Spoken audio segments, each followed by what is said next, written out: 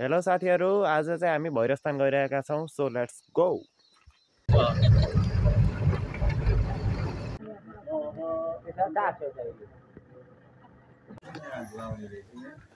बाटामा हिमालहरु देखिएका छन्।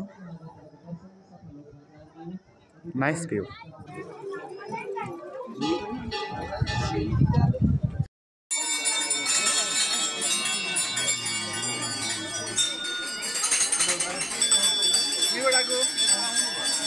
कलात्मक रूपमा यो मन्दिर निकै सुन्दर रहेको छ। अनि यो मन्दिर चाहिँ मुकुन्द सेनले चाहिँ काल भैरवलाई पूजा गर्न भनेर आकाशवाणी भएको हुनाले चाहिँ यो पाल्पाको भैरवस्थान मन्दिर चाहिँ बनेको थियो। यो धेरै पहिला बनेको मन्दिर हो है। देखियो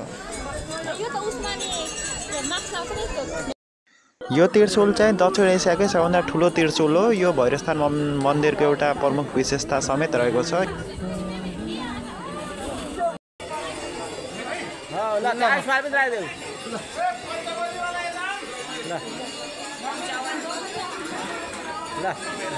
भैरवस्थान मन्दिरको